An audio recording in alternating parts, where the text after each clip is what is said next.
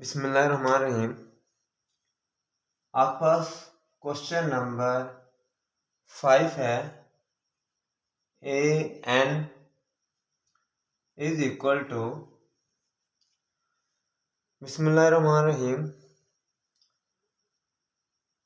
आपके पास chapter number 7 और इसकी जो एक्सरसाइज है वो हमने स्टार्ट करनी थी 7.1 का जो सेकंड पार्ट है, तो वो हमने क्वेश्चन नंबर 5 से स्टार्ट करना था। तो हमारे पास क्वेश्चन है a n is equal to 1/2n - 1 की पावर 2। तो हमने इसकी अगली नेक्स्ट जो 3 टर्म्स है वो हमने फाइंड करनी है। तो आप पुट कर सकते हैं n इज इक्वल टू 1, 2 और 3।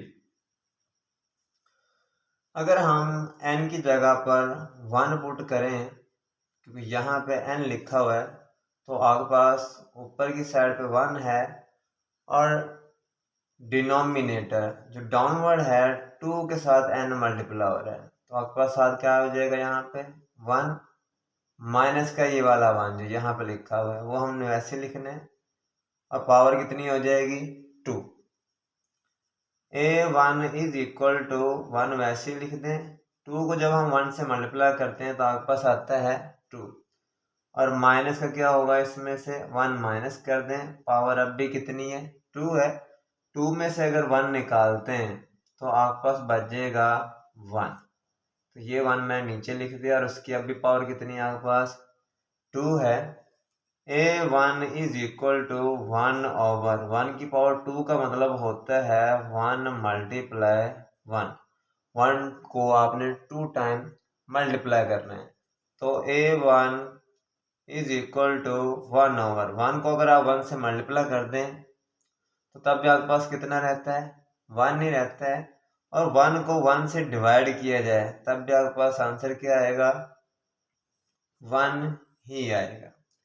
अब आपने पुट करना था 2, मतलब सेकंड वाला 2 पुट करेंगे जब आप n के अंदर, तो आपके पास a2 आ जाएगा 1/2 के साथ n मल्टीप्लाई हो रहा है तो 2 के साथ n का मतलब है यहाँ पे अब 2 - 1 और होल पावर कितनी है उसकी 2।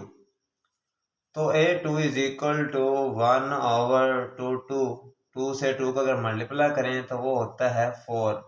4 में से आप 1 निकाल दें, पावर अब भी कितनी है आपके पास 2 है। a2 इज इक्वल टू 1/4 में से 1 निकालें तो आपके पास बचता है 3। तो यहाँ पे हो जाएगा 3 की power 2। a2 is equal to 1/3 की पावर 2 का मतलब होता है 3 मल्टीप्लाई 3। तो आपके पास a2 आ जाएगा 1/3 मल्टीप्लाई 3 का मतलब होता है 9। तो ये आपके पास आ चुकी है सेकेंड टर्म। अब हमने n की जगह पे यहाँ पुट करना था 3। 1/2 से मल्टीप्लाई होगा अब 3 और 1 क्या हो जाएगा इसमें माइनस, और पावर कितनी है आपके पास 2। a3 is equal to 1/2। 3 का होता है 6। 6 में से आप 1 निकाल दें, पावर कितनी है 2। तो आपके पास a3 इज इक्वल टू 1/5 की पावर 2, क्योंकि 6 में से अगर हम 1 निकालते हैं तो बाकी आपके पास 5 बचेगा। a3 इज इक्वल टू 1/5 की पावर 2 का मतलब होता है 5 मल्टीप्लाई 5।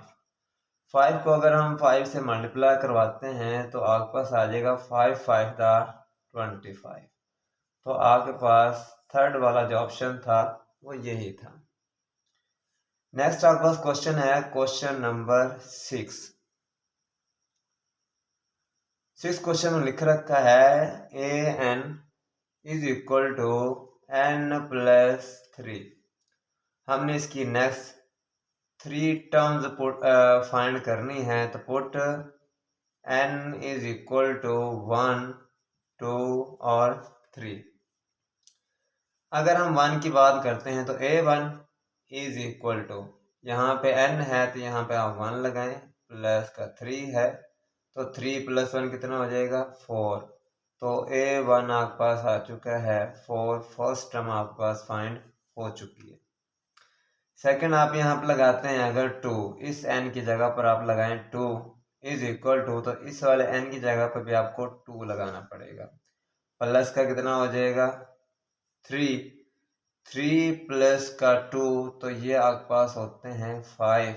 तो सेकंड टर्म आपके पास आ चुकी है 5। थर्ड, अब यहाँ पे n की जगह पर आप पुट करते हैं 3 और इस वाले n की जगह पे आपको 3 पुट करना पड़ेगा, 3 + 3 तो ये होता है 6। तो a3 आपके पास आ चुकी है 6, तो ये आपके पास थर्ड टर्म थी। तो ये हमारा क्वेश्चन कंप्लीट हो गया। नेक्स्ट क्वेश्चन हमारे पास है क्वेश्चन नंबर 7। क्वेश्चन नंबर 7 लिख रखा है an इज इक्वल टू 1/3 की पावर n। हमने नेक्स्ट 3 टर्म अगर पुट फाइंड करनी है इसमें से, तो हमें n इज इक्वल टू 1, 2, 3 तीन नंबरों को इस फार्मूले के अंदर जो यहाँ पे हमने लिख रखा है इसमें पुट करने। सबसे पहले 1 की बारी है तो a1 आएगा, तो आपके पास 1/3 की पावर कितनी होगी 1। a1 इज इक्वल टू 3 की पावर 1 का मतलब आपके पास क्या होता है 3 होगा, तो यहाँ पे आपके पास 1/3 फर्स्ट आंसर आपके पास यहाँ पे आ चुका है। सेकंड हमने यहाँ पे पुट करना है 2, क्योंकि यहाँ पे आपके पास क्या है n लगा हुआ है, इज इक्वल टू 1/3 की पावर 2। और 3 की पावर 2 का मतलब होता है 3 को आपने 2 टाइम लिखना होता है, 3 × 3। 3 को अगर मैं 3 से मल्टीप्लाई करवाता हूँ तो मेरे पास आएगा ये 3 3 दा 9। तो सेकंड आंसर आपके पास मौजूद है 1/9। थर्ड, मुझे अगर टर्म चाहिए तो आपको a3 पुट करना पड़ेगा, इज इक्वल टू आपके पास 1/3 की पावर 3। अब a3 इज इक्वल टू 1/3 की पावर 3 का मतलब होता है 3 को 3 टाइम आपने मल्टीप्लाई करना है। 3 को अगर हम 3 टाइम मल्टीप्लाई करते हैं तो आपके पास 3 3 दा 9 और 9 3 दा कितना होता है 27। तो थर्ड टर्म आपके पास आती है 1/27। यही आपके पास क्या है, इनके 3 आंसर मौजूद है। नेक्स्ट क्वेश्चन आपके पास है क्वेश्चन नंबर 8। क्वेश्चन नंबर 8 लिखा हुआ है an is equal to 3n - 5। हमने इसमें से 3 टर्म्स अगर फाइंड करनी है तो put n is equal to 1, 2, 3। First आपने 1 पुट करना है, तो a1 इज इक्वल टू 3 के साथ n मल्टीप्लाई होने का मतलब है वहाँ पे 1 पुट करें, माइनस का आपके पास क्या हो जाएगा 5। 3 को अगर हम 1 से मल्टीप्लाई करवाते हैं तो आपके पास आएगा 3 और माइनस का क्या हो जाएगा 5। a1 is equal to minus का 5 बड़ी टर्म है तो में से अगर आप 3 निकालते हैं तो माइनस का आपके पास बचेगा 2। नेक्स्ट आपने सेकंड टर्म फाइंड करनी थी तो a2 आएगा n की जगह पर, तो यहाँ पे 3 को आप 2 से मल्टीप्लाई करवाएंगे, माइनस का क्या होगा 5। a2 इज इक्वल टू 3 2 दा होता है 6, माइनस क्या होगा इसमें से 5। 6 में से अगर 5 निकालते हैं तो आपके पास प्लस का कितना बचेगा 1 बचेगा। तो सेकंड टर्म आपके पास आ चुकी है प्लस का 1।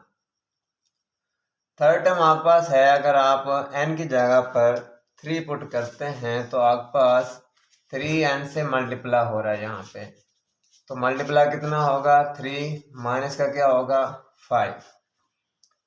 तो A3 is equal to 3 multiply करें तो 3 होता है 9 माइनस कितना हो जाएगा 5।